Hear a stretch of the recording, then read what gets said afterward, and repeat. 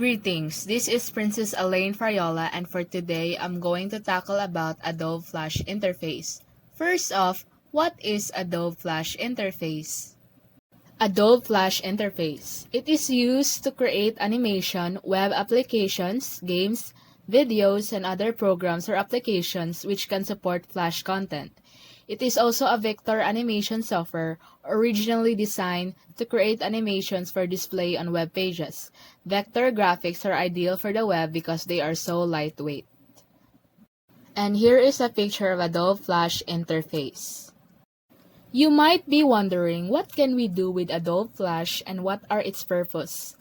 Well, Flash enables you to create interactive movies on the web. Flash uses vector graphics, which means that the graphics can be scaled to any size without losing clarity or quality. Flash also does not require programming skills and is easy to learn. Macromedia has made Flash more and more controllable via programming, where they have it positioned as a competitor to HTML to build interactive websites and applications such as an e-commerce store.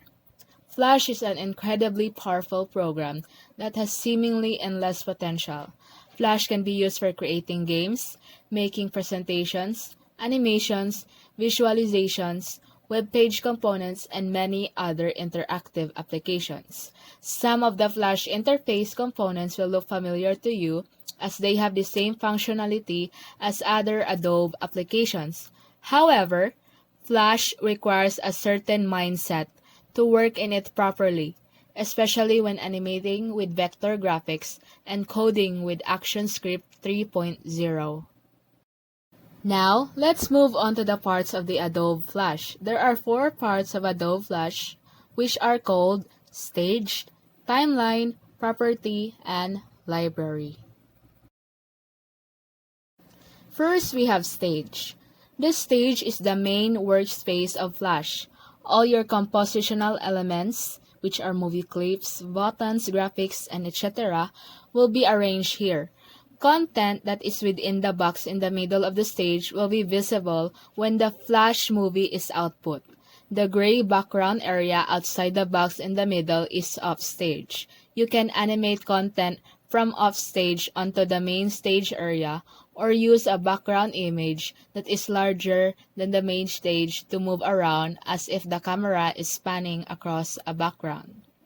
The stage has several contexts, which are indicated along the top bar of the stage. It can present content that is in a scene or can present sub-content, such as objects from the library. You can show and hide the things that exceed the sides of your stage by turning off or on pasteboard. Next, we have Timeline. The numbers across the button correspond to the frames that occur as time progresses through the movie. You can navigate to any frame of your animations to perform editing. Also, Flash has layers just like many other Adobe applications. These appear along the left side of the timeline. Now we have Properties. The Properties tab changes depending on which tool on the toolbar you have selected or which object you have selected on the stage. Each object or tool has its own properties which can be adjusted in this tab. When you have the selection tool selected and click the background of the stage, the Properties tab shows the document properties. Here, you can set the size of your Flash file, background color, frame rate, and other exporting settings. Lastly, we have Library. The Library tab will be your best friend in Flash. It holds all the symbol object of each Flash file. You can organize your library like you did in your Windows or Mac directory. That is, created new folders for different types of elements or nest one symbol in another. Drawings and Symbols. There are 2 primary types in Flash, which are drawings and symbols. Drawings are created with the vector editing tools in Flash such as the pencil, brush, oval, rectangle, and etc. Drawings have stroke and fill which can be reshaped via the selection and subselection tools as well as any other vector editing tools. While symbols are a powerful feature of Flash in that You can draw an object once, save it in your library, and use it over and over. Symbols can be created from a drawing, collections of drawings and other symbols, or external files like GPGs, PNGs for instance. Basically, symbols are like container for your visual or auditory elements. Instead of having hundreds of graphics, text, and other elements laying on the stage, you can create a symbol and use wherever you need it. If you want to change the appearance of every instance of that object throughout your movie, you can directly edit the symbol in the library. You can also break apart symbols into their original objects to make derivatives of a symbol. Symbols, movie clips versus graphics versus button. There are three types of symbols: a movie clip, a graphic symbol, or a button symbol.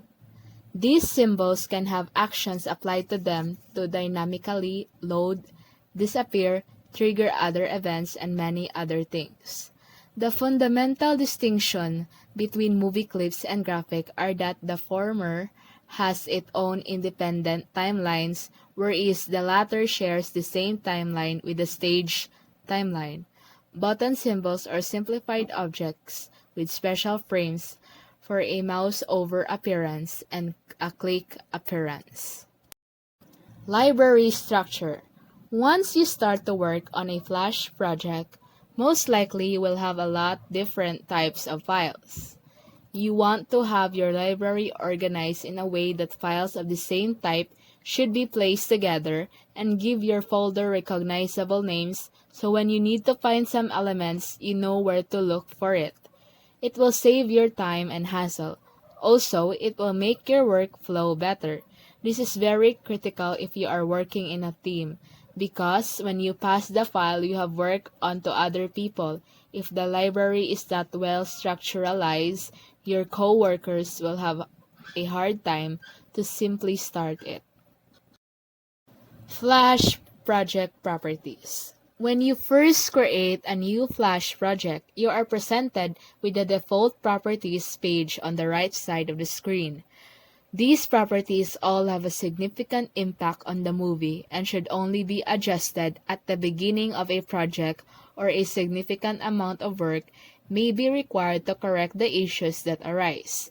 FPS stands for frames per second and is the frame rate of your movie, which determines the smoothness of your animation. For fluid motion, the frame rate should be left at 29 to 30 FPS. If your animation doesn't have much movement or doesn't require this level of quality, reducing the frame rate can significantly the file size of your resulting movie. Note that while changing the frame rate does have an overall impact on the speed at which your frames play, you should never use the same frame rate, as it means to adjust the speed of your movie. This property page also allows the adjustment of the size and color of the stage. The stage determines the output size of the movie, while the size can be adjusted in the player. You achieve your best quality setting your stage to the maximum size you expect for your final output. Timeline frames. In Flash, we place all content and layers just like in Photoshop. The same tools exist to create a new layer, delete a layer, and create folders for layers. The primary difference is that content must be placed into a keyframe on the timeline. Keyframes are frames in the timeline that contain information, content, or script. Keyframes without content are denoted by an empty circle. Keyframes with content have a filled circle. You can right-click on the timeline for a specific layer and select Insert Blank Keyframe to begin adding content. When you create a new layer, there is always a blank keyframe at frame 1. Click a blank or empty keyframe in the timeline to add content to that frame. A keyframe only lasts for one frame. If your movie is 30 frames per second, a single keyframe is 1/30 of a second. To extend the length of a keyframe, Right-click onto a frame further down the timeline and select Insert Frame. You can also select Drag, Copy, and Paste frames. Note that in order to perform any operation on a frame, you must select it first. Now I'm going to show you the examples of multimedia project in Adobe Flash. First, we have animation. Second, we have web applications. Third, we have games. And lastly, we have videos. Now, let me elaborate the advantages in using Flash interface. First, Flash loads much faster than animated images. Second, Flash allows interactivity, animated images do not. And lastly, Flash does not require programming skills. Java applets do. This is where my presentation ends about Adobe Flash interface. Again, this is Princess Elaine Fariola. Thank you for listening and God bless.